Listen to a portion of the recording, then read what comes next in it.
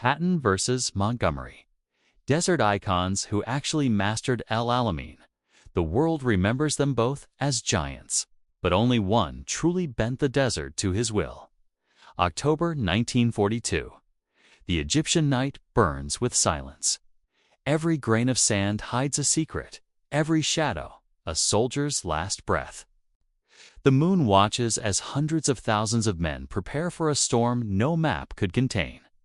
From the Mediterranean coast to the Guettar Depression, two armies crouch like predators in the dark, waiting for the first gun to tear open the dawn. In London, one man sharpens a doctrine, cold, precise, deliberate. In Morocco, another studies chaos, waiting to prove that speed can conquer structure. Between them lies a battlefield that will decide not just Africa, but the future rhythm of modern war. And here's the truth most never heard. El Alamein was not just a fight of steel and sand. It was a duel of minds. One forged by discipline and one by fire. But whose method truly triumphed? The answer lies beneath the desert's dust, in an order whispered at midnight that almost shattered the entire plan. Now, let's walk into that night. The line in the Sayanditha wind over El Alamein tastes of rust and cordite before the battle even begins. It's the kind of place where sound doesn't travel. It dies in the sand, swallowed whole. Men lie awake under the canvas of a moonless sky, their nerves drawn tight as tripwires. Somewhere out there, beyond the minefields and wire, the Africa Corps waits patient. Starving, but still dangerous. Montgomery stands inside a small operations tent, lit by a single lamp. His shadow dances over the maps like a ghost. He's not a man of poetry. He's a machine built for precision. Every line on his map, every symbol, every trench rehearsed to exhaustion. He doesn't believe in luck. He believes in preparation. There will be no second chances, he whispers to his aide. The plan is codenamed Lightfoot. The name sounds poetic, but its intent is brutal. Infantry will march through cleared lanes, their boots stepping lightly over paths swept of mines to open a road for the tanks. Engineers, sappers will crawl through the Devil's Gardens, cutting wire under fire, probing for mines with bayonets. Every man knows the odds. Every man pretends not to dot far across the desert. Rommel is absent. Illness drags him home to Europe, leaving his deputy, General Stum, in charge. The desert fox, the man who once made British lines vanish overnight, is gone.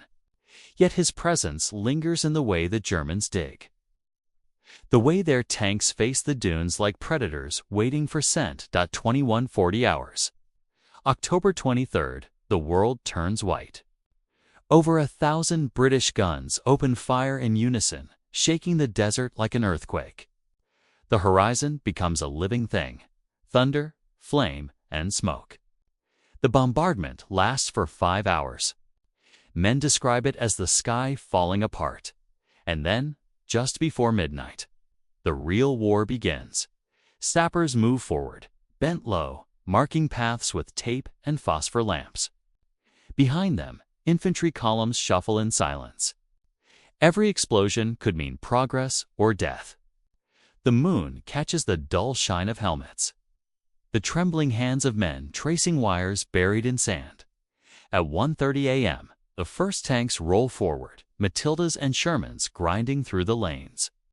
But then it happens in order, quiet and fatal. A divisional commander, fearing overextension, halts part of the advance. For 2 hours, momentum bleeds away in confusion. Radios crackle with half-heard commands. In the dark, the whole line hesitates, and in war, hesitation is poisoned by dawn. The British find themselves entangled halfway through the minefields, daylight exposing every movement. German flares streak the sky. Anti-tank guns awaken like wolves scenting blood. The desert that was silent an hour ago now roars. Here lies the first test of Montgomery's method. His doctrine, careful, methodical, promises success through control. But now control is strangling momentum. Every moment of pause costs lives. Commanders on the ground plead for freedom to maneuver. But the doctrine holds tight, and somewhere far across the ocean, an American general named George S. Patton studies dispatches from Africa. He reads about the battle unfolding at El Alamein, about the way Montgomery plans every move, rehearses every strike. He admires it and despises it. To him, war is not a chessboard. It's jazz chaos harnessed by will.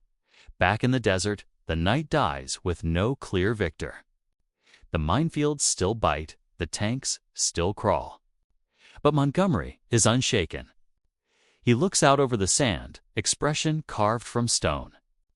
"We keep pressure," he says. "We grind him down." And grind they do. For 2 days, the desert becomes a furnace. The Axis counterattacks falter under relentless shellfire. Still, Rommel's defenses hold. The Devil's Gardens remain cursed, swallowing tank after tank. Then, courier arrives at Montgomery's tent, a coded message. Rommel has returned. The fox is back. The balance shifts again. Montgomery tightens his jaw. The battle has entered a new phase, the one no plan can control. And what happens next? No historian expected. The fox without a fuel, the first light of dawn crept over the dunes like a knife edge. To the east, the Eighth Army prepared to renew its push.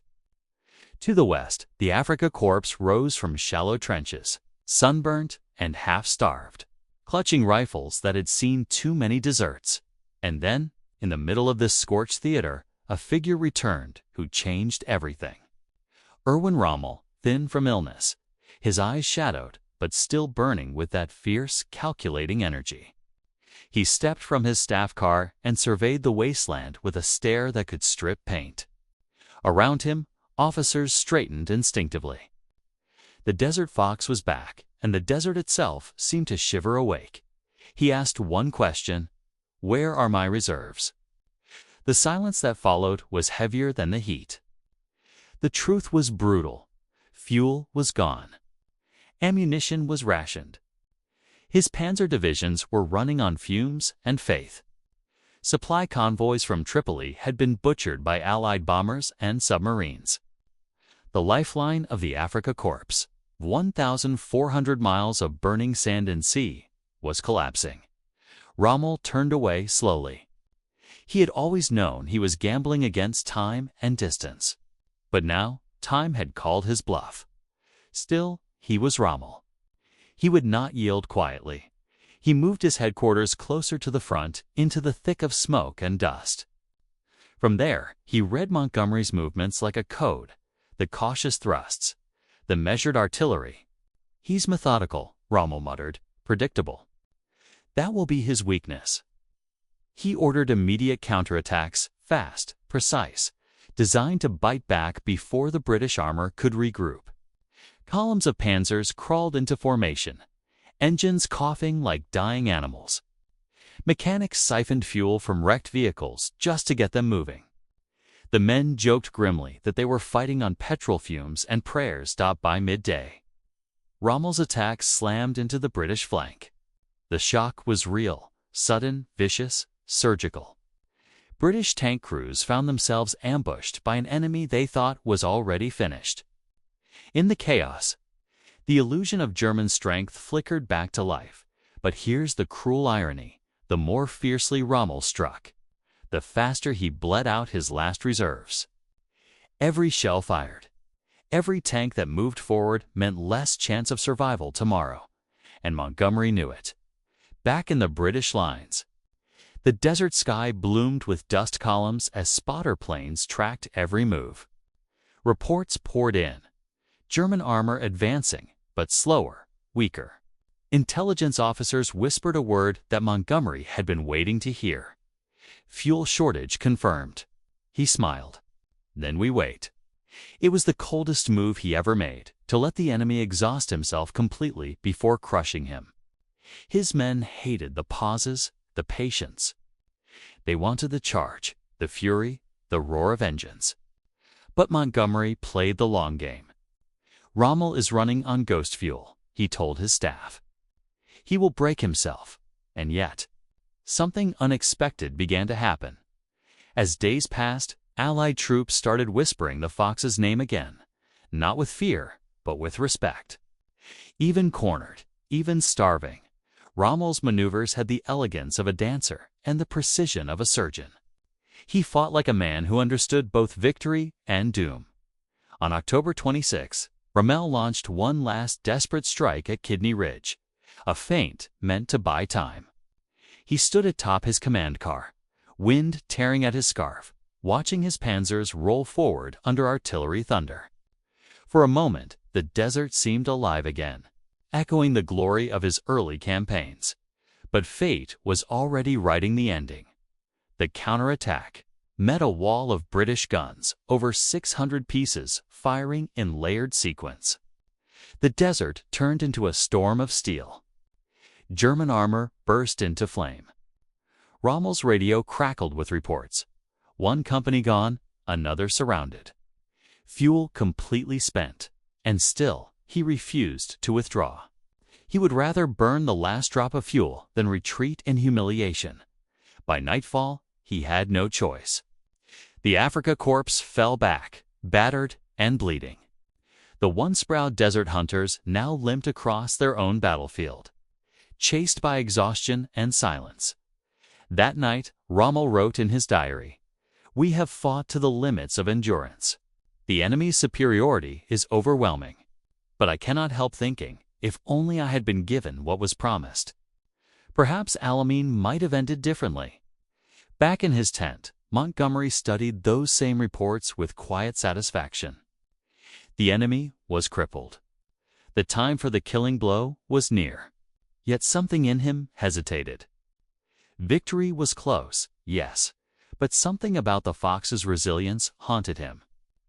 The more Rommel fought without hope, the more he seemed immortal. And across the ocean, General Patton read the same news dispatches. He underlined one sentence in red ink: "Rommel, despite fuel shortages, continues to maneuver with unmatched precision." Patton leaned back, smirking. "So that's how you fight when the gods abandon you," he said softly. "Good lesson, old boy. I'll remember it." The camera of history now pans out from Montgomery's steel patience, to Rommel's burning defiance, to Patton's calculating admiration. 3 men, bound by a single desert. 3 minds, reshaping how the world understood war. But as November approaches, Montgomery prepares his final move, Operation Supercharge. It will decide everything. And this time, there will be no waiting, yet fate is cruel. Because just when victory seems certain, a single decision, a moment of human doubt, threatens to unravel it all. The general, who wasn't there and learned Itha on Githa, desert was still burning when the lesson crossed the ocean, in a makeshift office under the Moroccan sun. General George S. Patton paced like a caged storm. His men had grown used to that rhythm, boots striking the floor like a drumbeat of war. Reports from El Alamein littered his desk, maps scrawled with arrows, enemy movements, ammunition counts. He wasn't there, but he could feel it. The pressure, the strategy, the waiting. And he hated the waiting. Patton was a man who believed in motion, in attack as philosophy. To him, war was not just a science. It was an instinct. And as he read how Montgomery had planned, paused, calculated, and then finally broken through, he muttered, "Too slow. Too clean. War isn't neat, it's chaos made obedient." But even he couldn't ignore the truth. Montgomery had won. El Alamein was the first decisive Allied victory on land. It broke the myth of Axis invincibility. The newspapers praised Montgomery's discipline, and Churchill called it the end of the beginning. Still, Patton saw something different. He saw the cracks in the victory. He saw how close it came to disaster, how a single delayed order nearly cost the advance, how Rommel's counterattacks almost slipped through the gaps. in those small, invisible failures. Patton found his own blueprint for greatness. He pinned a photo of Montgomery on the tent wall beside one of Rommel. Between them, he drew a single line, a thin streak of pencil running across the map of North Africa. Under it, he wrote, "Between method and madness lies mastery." When the Americans finally entered the war in North Africa, Patton brought the lesson of El Alamein with him. Every drill became harsher, every maneuver faster. Soldiers called his camps schools of war and pain. He studied Montgomery's patience, dissected it, then set it on fire. "We'll move faster than their fear can travel," he told his officers. But destiny had a cruel sense of humor. When Patton's forces met the Germans at Kasserine Pass, they weren't ready. The Americans, green and uncertain, met Rommel's veterans and were shattered. The desert that had crowned Montgomery now punished Patton. Tanks burned, men fled, radios screamed, static. For 2 days, chaos reigned. The desert once again belonged to the fox. When the dust settled, Patton stood amid the wreckage, the acrid stench of oil and defeat in the air. He said nothing, just stared west. Toward where Rommel's panzers had vanished into the dunes, he knew now what El Alamein had truly been, not just a battle of steel, but of patience and pressure. Montgomery had fought time itself and won. Rommel had fought the impossible and lost with honor. And Patton? He had just learned that speed without purpose was suicide. The next morning, Patton assembled his officers. His voice, usually thunderous, was low. "We've been whipped," he said. "But we'll learn. We'll move. We'll never let this happen again." He pointed to a new map, Sicily.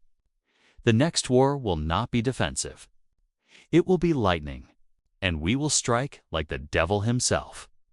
That's when Patton began forging his legend, not by copying Montgomery nor Rommel, but by combining their ghosts. From Montgomery, he took control. From Rommel, audacity, and from his own failure, humility, the kind that burns behind the eyes.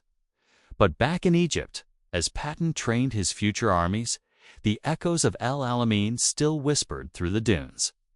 The British victory had changed everything, and yet peace refused to follow. Montgomery's triumph had come at a price. His reputation hardened into rigidity. Some said he had turned victory into a science, but lost the art. In the mess tents of the Eighth Army, soldiers argued in hushed tones. "We beat them," one would say. But if Rommel had one more week of fuel? The sentence never finished because everyone knew what it meant, even in victory. The shadow of the fox loomed long. Patton sensed it too. Late one night, he wrote in his diary, "Rommel fought like a poet. Montgomery fought like a surgeon. I'll fight like a storm." Those words would define him and haunt him because the storm he promised was coming soon. And when it arrived, it would not only echo El Alamein, it would surpass it. Patton would take the desert's lessons to Sicily, to France, to Germany. He would charge through mud, through minefields, through hell itself, chasing the ghost of Rommel, defying the shadow of Montgomery. But for now, the war still belonged to Africa. The British lines were tightening, the Axis collapsing. Rommel's once-proud army was retreating west, step by step, into the jaws of history. And somewhere in that retreat, Rommel looked over his shoulder, toward El Alamein's distant haze, and murmured, "There. I met my equal." The desert, silent again, offered no reply. But the world was not finished with him yet. Because what followed, the final Allied push, known as Supercharge, would decide not just who mastered the desert, but who truly mastered war itself. The next dawn will bring Montgomery's most daring gamble, Rommel's last stand, and a twist no historian ever saw coming. Supercharge. When doctrine meets FUR with a dawn that rose on November 2, 1942, did not glow. It burned. The desert was no longer gold. It was scarlet and gray, choked with smoke, the air vibrating from endless artillery. This was the day Montgomery would stake everything: his plans, his patience, and perhaps his reputation. They called it Operation Supercharge. The name carried both irony and prophecy. It was not just the next phase of battle. It was the moment when strategy would collide with sheer human fury. The night before, Montgomery stood over the sandtable map one last time. His finger traced a narrow corridor through the German line, the so-called Tel El-Akaki sector. He would hurl the New Zealand division forward with armor at its heels. "We will not grind anymore," he said. "We will break through." His staff exchanged uneasy glances. Even his loyal commanders sensed the risk. The minefields ahead were only partially cleared. Rommel's 88mm guns, the deadliest in the desert, still watched the approaches. But Montgomery's voice held no doubt. "This is the moment. We finish it now." And yet, fate was already whispering another plan, as the British prepared their assault. Rommel, weak, coughing but unbroken, stood in the hollow of his last defensive ridge. The Afrika Korps was a shadow of its former self. Half the tanks gone, rations down to crusts, ammunition shared between crews. Yet the men still looked at him as if he were unkillable. Rommel studied the horizon, reading the pattern of dust, the rhythm of distant engines. He could feel Montgomery's movement before seeing it. "He's coming," he said quietly, "and he's bringing everything." At 1:05 a.m., the desert exploded. Over 1,000 guns fired at once, a rolling thunder that shook the world awake. The ground trembled as if the earth itself wanted the war to end. British infantry advanced behind the barrage, their faces pale under flares, their eyes fixed on the flames ahead. Lightfoot was science. One sergeant muttered, "But this is madness." Tanks followed in waves, the roar of engines rising like a choir of metal beasts. The New Zealanders and Highlanders pushed through firestorms of tracer and shrapnel, clearing minefields by hand, often with nothing more than instinct. The 88s began to sing. Rommel's line lit up like a wall of lightning. British Shermans erupted into plumes of flame. The battlefield became a dance of death, slow, grinding, merciless. And then came the turning point. A gap opened small, uncertain, where German infantry faltered under the weight of shellfire. It was barely wide enough for a company, but Montgomery saw it. "Push through," he shouted over the radio. "Now, before the fox bites back." The order raced down the line. Brigadier Currie's 9th Armored Brigade charged headlong into the breach. 80 tanks rolled into the firestorm. Within 10 minutes, half were gone. Engines screamed, treads snapped, men burned where they sat. But still, the survivors pushed on, their silhouettes vanishing into smoke. One tank commander, Captain Douglas Gordon, later wrote, "It was not courage that drove us. It was fury, the kind that comes when you know there's no way back." By sunrise, they had done it. The breach was real. The German front cracked, and the Afrika Korps began to crumble. Montgomery's method had finally met its moment of madness and prevailed. But in the command post, victory did not taste like triumph. Reports flooded in, entire units annihilated, tanks stranded in flames, minefields still claiming the wounded. Montgomery stared at the casualty lists in silence. He had won the breakthrough, at the cost of nearly a third of his attacking force. Rommel, meanwhile, knew it was over. He called his officers together in the fading light. "The enemy has achieved superiority we cannot match," he said. His voice was calm, almost tender. "We will withdraw not in shame, but in honor." He gazed out toward the west, toward Libya, where the long road home waited, and perhaps the end. That night, the desert was silent again. Smoke drifted over wreckage, mingling with the smell of oil and blood. The wind whispered through the wrecked hulls like ghosts speaking to one another. Montgomery's? Men cheered when the word spread, "The Fox is in retreat." The victory Churchill would later call the turning of the tide had finally come. But inside Montgomery's headquarters, the man himself sat alone, staring at the map. He had won by the book, but barely. His perfect plan had teetered on the edge of chaos, and in the end, it was not calculation that brought victory, but raw, unstoppable will. He whispered, almost to himself, "Discipline without passion is machinery. Passion without discipline is ruin." That line would haunt him across the sea. Patton received the telegram. Axis retreating westward. Alamein secured. He read it twice, then folded it carefully. "So the method works," he murmured. But only when fury drives it. And in that quiet realization between Montgomery's weary triumph and Patton's hungry insight, history shifted. Because the true legacy of El Alamein wasn't just victory. It was the birth of a new kind of warfare, where intellect and instinct would finally meet. Yet before the desert could rest, one last shadow waited beyond the dunes. A message intercepted by Allied signals hinted at something ominous. Rommel had not retreated alone. A German reserve force, small but fierce, was regrouping along the coast. Montgomery's army, exhausted and bloodied, was marching straight into it. And what happened next? No historian expected. The last Miar I the desert smelled of victory and of something else. Smoke, sweat, the metallic temps of death lingering under a rising sun. The horizon shimmered with heat, turning the wrecks of tanks into ghostly silhouettes. To most, the war here was over. To Montgomery, it was supposed to be. The Africa Corps was in full retreat, the 8th Army advancing in triumph. Yet, beneath the glory, a faint tremor of unease crept through the sand. It began with reports from the air recon squadrons, German armor moving west, but not as fast as expected. Pockets of resistance, organized, deliberate.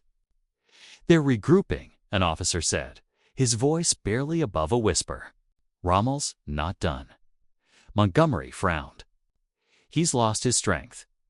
The officer met his gaze. Perhaps, but not his mind. And indeed, deep beyond the retreating columns, Rommel was weaving his final illusion. The Fox had one last trick, a mirage not made of heat, but of deception. Near Fuka, he built the image of a collapsing army, burning empty trucks, fake radio traffic, decoy positions. But behind that illusion, he placed what was left of his armored corps, 70 tanks, a few batteries of 88s, and men who refused to surrender. He knew he couldn't win. But he could buy time. Time for the rest of the Axis forces to escape into Tunisia. The desert became theater. British columns advanced through smoke and wreckage, cheering. Unaware they were marching straight into the jaws of one final ambush. On the night of November 3rd, the trap was set. Montgomery's vanguard, the 1st Armored Division, pressed forward under moonlight, engines rumbling, spirits high. Ahead, they saw what looked like scattered enemy vehicles, abandoned. The men laughed. "They're running scared," one shouted, "Don't." Then the desert lit up. Flashes erupted from the dunes. 88mm shells screamed through the dark. British tanks vanished in bursts of fire. Panic spread, radios jammed, orders tangled. For a moment, it felt as if El Alamein had reversed itself. The hunters now hunted. The victors suddenly blind. Montgomery, miles behind the line, received the reports one after another, ambushed at Fuka, requesting artillery support. Losses mounting fast. He stood still, his jaw tight. Around him, aides rushed to their stations, but he didn't move. Inside his head, the war he thought he'd already won flickered back to life. "The Fox," he whispered. "He's still in the fight." Rommel, watching through his field glasses, smiled faintly. "Now," he murmured, "let them taste pursuit." For 48 hours, chaos ruled. British armor clashed with phantom divisions, chasing mirages through dunes that swallowed whole battalions. German columns vanished, reappeared, struck again, then slipped west. Even with half his force destroyed, Rommel fought like a man born from the desert itself. And yet, every mile he gained was borrowed time. His tanks were dying one by one, their tracks grinding to silence for lack of fuel. His soldiers marched barefoot through burning sand, their canteens empty, their uniforms in tatters. Still, they held formation, guarding the retreating convoys that carried the remnants of an army once feared by the world. By November 5th, the mirage had faded. Montgomery's reinforcements, larger and faster, closed in from the flanks. RF squadrons swept overhead, pounding the retreating Axis lines. Rommel's trap had drawn blood, but not enough to change fate. As night fell over the ruins of Fuka, Rommel stood beside his wrecked command car, staring east. The glow of the fires painted his face in shades of red and shadow. His aide approached, holding a message direct from Hitler himself. "You will stand and fight to the last man." Rommel crumpled the paper in his fist. "Then he will have to find another army." Defiance hardened his voice. "We live to fight again. In Tunisia, perhaps, but not here." He gave one last order. "Withdraw. Save what we can. Leave the dead with the desert." When news reached Montgomery that Rommel had broken contact, there was no cheer in his tent, only a long silence. He knew what it meant. The Battle of El Alamein, that long, grinding duel between method and madness, was truly over. In London, Churchill stood before the House of Commons and declared, "This is not the end. It is not even the beginning of the end. But it is, perhaps, the end of the beginning." The world heard the words and celebrated.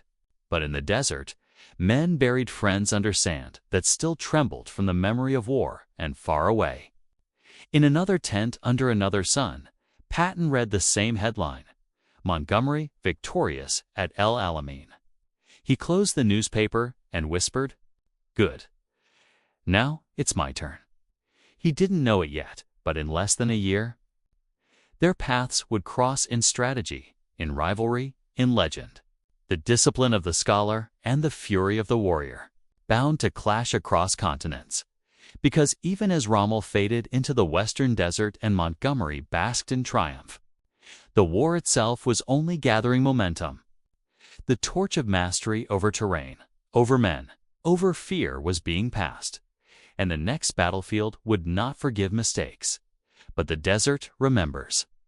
It remembers the roar of the guns, the cries of the dying, the steel grinding over sand.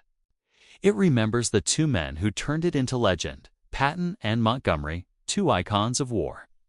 But only one would truly master the spirit of El Alamein, because victory is not the end of the story. It's the beginning of the reckoning, and what comes next will decide who history truly crowns as the master of the desert.